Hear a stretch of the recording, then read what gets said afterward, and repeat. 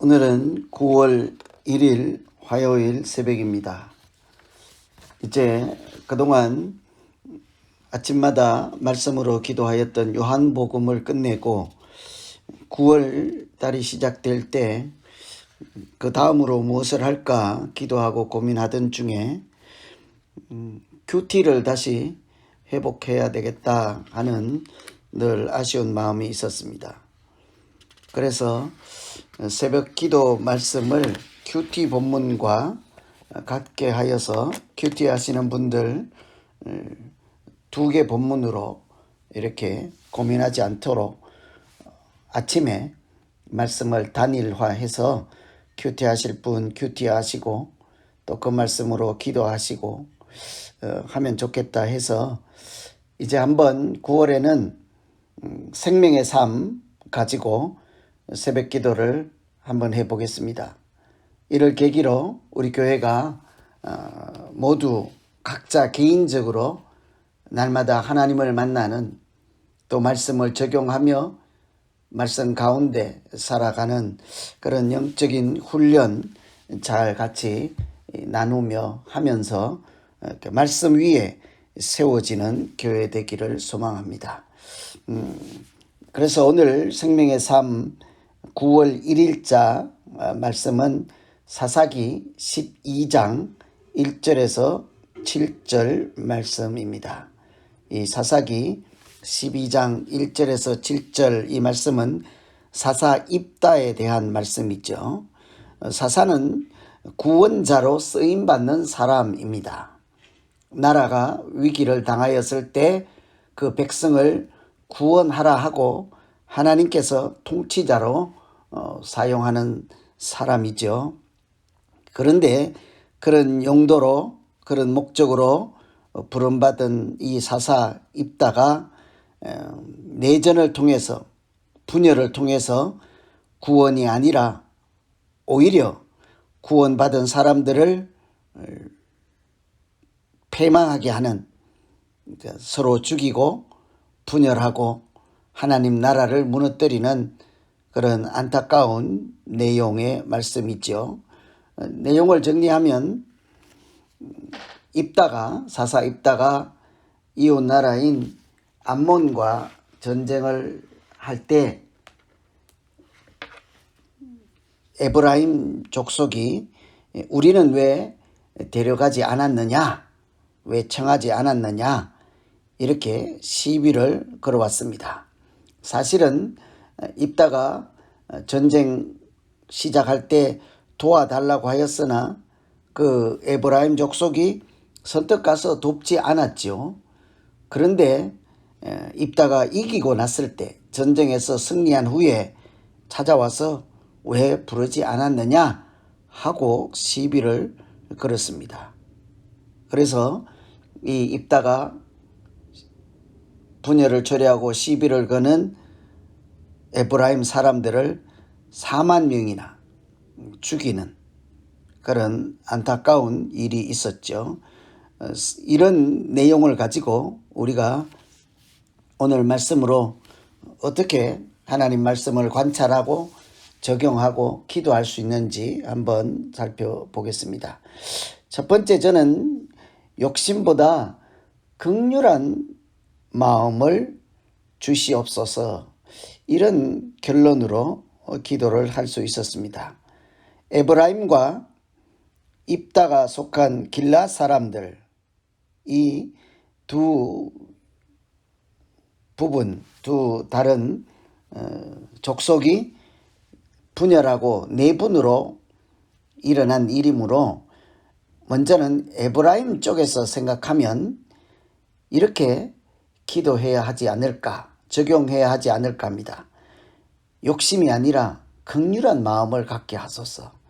왠관이 에브라임은 지난번에 다른 사사에게도 승리의 영광에 참여하지 못하여서 화를 냈습니다.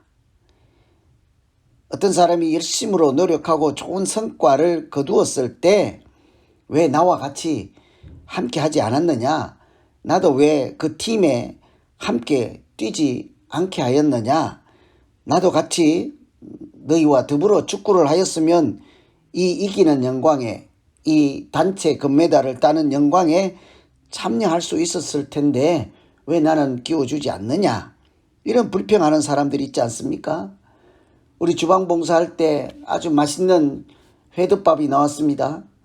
그런데 왜 이거 할 때, 이 잔치할 때 왜 나를 포함하지 않았느냐, 나도 수고할 수 있게 했더라면 사람들에게 칭찬 같이 받지 않겠느냐, 왜 너희만 좋은 소리 듣느냐, 이렇게 할 수 있잖아요. 그런데 실상은 어렵고 싸우고 목숨을 걸어야 할 때는 주저하였습니다. 그런데 하나님께서 그들에게 승리를 주고 칭찬을 얻게 하고 열매를 주었을 때 그것은 또 부러웠습니다. 그래서 왜 나는 부르지 않았냐 하고 시비를 거는 에브라임을 생각하면, 입다가 암몬 족속과 전쟁을 할 때 와서 도와주세요 할 때 목숨 걸고 달려가야 하지 않겠습니까? 그때는 지금 끝나고 나서 욕심을 부릴 것이 아니라 전쟁을 시작할 때 하나님, 내가 저들이 이렇게 풍전등화에 목숨이 경광에 달린 그때에 긍휼한 마음을 주십시오. 그러면 달려가지 않았겠어요? 그래서 우리가 한번 이런 입다와 에브라임 네 분 중에서 에브라임 쪽에서 보면 어려움을 당하는 것을 보면 먼저 달려가게 하시고, 칭찬을 듣고 좋은 것을 나눌 때는 뒤에서 좀 지켜보며, 이런 미덕, 아름다움으로 살아갈 수 있는 그런 신앙의 힘, 이런 것 좀 주십시오. 우리에게 그렇게 적용해야 되지 않겠습니까? 저는 오늘 이 에브라임 욕심을 내고 승리에 참여하고 싶은 마음, 또 전쟁을 시작할 때가 아니라 끝나고 영광을 같이 누릴 때 앞장서서 나도 왜 참여시켜주지 않았느냐, 이런 불평을 하는 것을 보고 어려운 일은 피하고 열매를 나눌 때 맨 앞에 서려고 하는 이런 마음을 살펴보게 되었습니다. 그래서 야고보서 1장에 이런 말씀이 있잖아요. 욕심이 잉태한 적 죄를 낳고 죄가 장성한 적 사망을 낳는다. 결국은 욕심 때문에 많은 사람들이 죽게 되지 않습니까? 그래서 오늘 에브라임 생각을 하면, 그러니까 도울 때는 주저하고 영광을, 승리를 나눌 때는 맨 앞에 앞장서는 이런 태도를 보고 우리 자신을 살펴보면 도움을 줄 때 적극적인지 공로에 참여할 때 적극적인지 나를 돌아보게 해 주십시오. 내가 남에게, 다른 사람에게 도움이 될 때 달려가는지 기뻐하는지, 그렇지 않으면 내가 칭찬을 받을 때, 은혜를 나누고 성과를 나눌 때 더 기뻐하는지,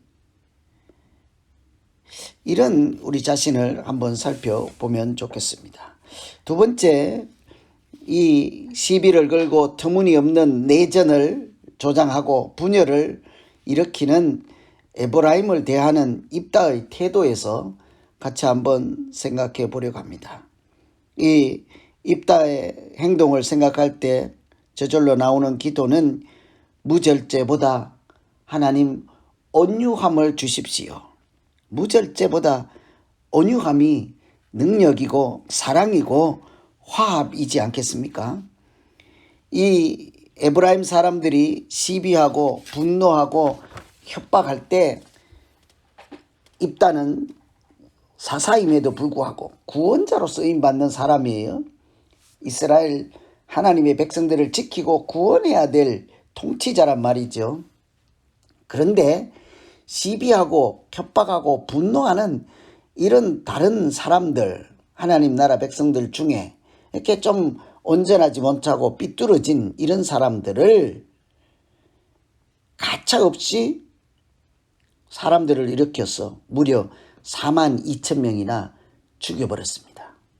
분열을 조장하고 대적한다고 해서, 행동이 좋지 않다고 해서 하나님 앞에 바른 모습이 아니라고 해서 어찌되었든 원인은 그들에게 있고 그들이 원인 제공자이긴 하지만 사사로서 보면 아무리 죄를 짓고 욕심이 많고 행동이 삐뚤고 말을 잘못하고 이쁘지 않은 그런 사람이라 할지라도 어떤 명분으로도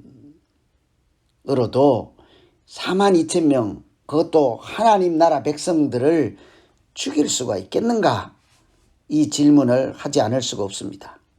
과거에 이 오늘 시비를 걸고 분열을 조장한 에브라임이 기드온이라고 하는 사사에게 동일하는 불평을 했을 때 기드온은 그들을 달래고 너그러운 말로 이렇게 잘 따독거렸습니다. 당연히 지도자는 그래야 되지 않겠습니까?